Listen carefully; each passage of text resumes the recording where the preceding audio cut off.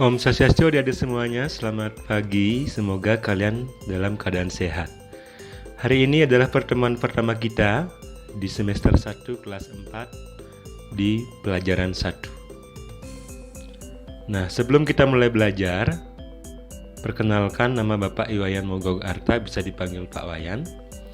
Nah, di mata pelajaran atau pembelajaran 1 ini, nanti kita akan belajar tentang punar bawa. Nah, sebelum kita mulai belajar, ada baiknya kita melakukan doa terlebih dahulu. Silakan ambil sikap amustikarana. Berdoa, mulai. Om Awigenam Astu Yenamo Sidang. Baik, kita akan masuk ke materi. Nah, pada materi punarbawa ini ada beberapa hal yang nanti akan kita bahas. Yang pertama adalah pengertian daripada punarbawa. Yang kedua adalah apa saja jenis-jenis punarbawa itu. Nah, sebelum kita memasuki pengertian punarbawa, Bapak akan singgung terlebih dahulu. Bapak akan bahas terlebih dahulu dari mana punarbawa itu ada. Nah, agama Hindu itu dikenal sebagai Sanatana Dharma atau kebenaran yang abadi. Nah, agama Hindu ini mempunyai sebuah tujuan akhir yang bunyinya adalah Moksartam Jagadhitaya Caiti Dharma, yang artinya adalah mencapai kebebasan atau mencapai moksa di dunia dan nanti setelah kematian dengan berlandaskan Dharma. Jadi tujuan akhir kita adalah menuju kebebasan yang dalam agama Hindu itu dikenal sebagai moksa. Nah, untuk mencapai Moksartam Jagadhitaya Caiti Dharma ini, nah, agama Hindu punya 3 kerangka dasar yang harus kita taati dalam menjalani kehidupan. Yang pertama ada yang namanya tattva, yang kedua ada namanya susila, kemudian yang ketiga adalah upakara. Tattva itu adalah sastra atau teks ilmu pengetahuan, Weda. Kemudian susila itu adalah tata perilaku, bagaimana kita berperilaku. Kemudian upakara adalah persembahan, bentuk persembahan. Nah, punarbawa ini adalah lahir dari salah satu dari kerangka dasar agama Hindu, yaitu tattva. Nah, tattva ini melahirkan yang namanya Pancasrada atau 5 keyakinan dari agama Hindu yang terdiri dari Brahman, Atman, Karmapala, Punarbawa, dan Moksa. Brahman itu adalah Tuhan. Kedua, Atman itu adalah percikan dari Tuhan yang ada di setiap diri makhluk hidup.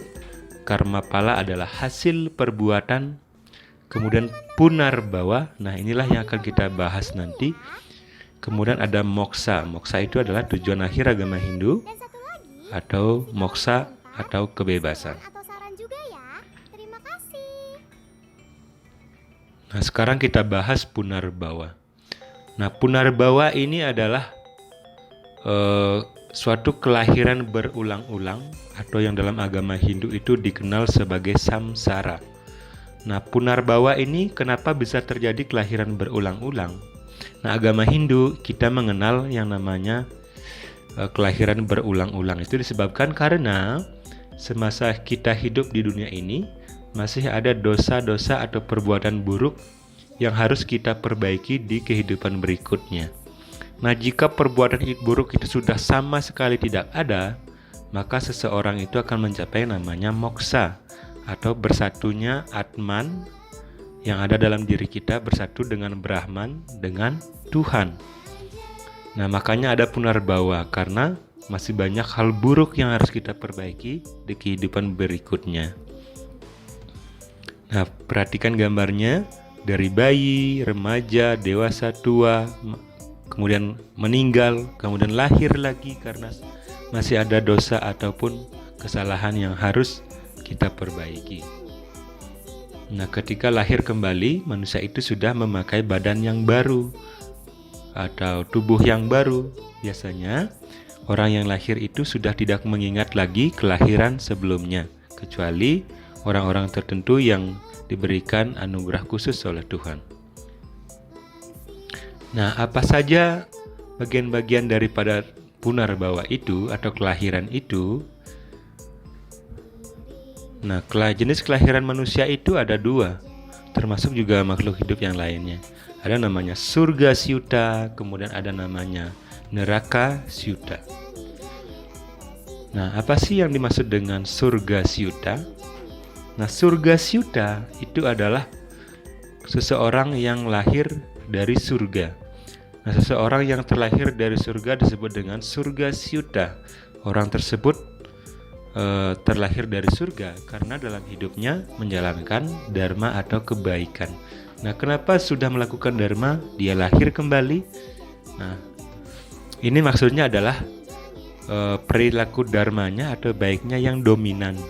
Masih ada perbuatan buruk yang pernah ia lakukan di kehidupan sebelumnya sehingga ia terlahir kembali. Nah, ciri-cirinya orang yang terlahir dari surga syuta adalah dia hidupnya bahagia, lahir di keluarga yang kaya, yang harmonis, kemudian hidupnya tenang, kemudian di sekelilingnya adalah orang-orang baik, selalu tertawa, wajahnya tampan, wajahnya cantik. Itu adalah ciri-ciri orang yang terlahir dari surga syuta. Kemudian ada namanya neraka syuta. Nah, neraka syuta ini adalah kebalikan daripada surga syuta. Nah, neraka syuta ini adalah orang-orang yang terlahir dari neraka, di mana dalam kehidupan lampaunya atau di kehidupan sebelumnya selalu melakukan perilaku yang buruk atau perilaku yang tidak terpuji.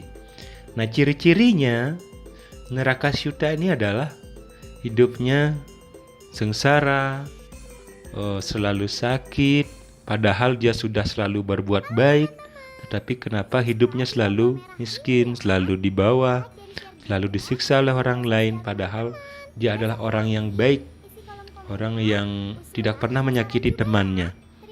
Nah, itu bisa saja di kehidupan sebelumnya ia pernah melaksanakan kegiatan yang buruk sehingga dibayar pada kehidupan saat ini. Nah, maka dari itu adik-adik, mari kita belajar dari sekarang, belajar saling menyayangi, saling menghargai dengan teman, kemudian menghormati orang tua, menghormati pemerintah. Yang paling penting adalah selalu taat dengan ide Sang Hyang Widiwasa, rajin sembahyang, rajin berdoa, kemudian menyayangi setiap ciptaannya.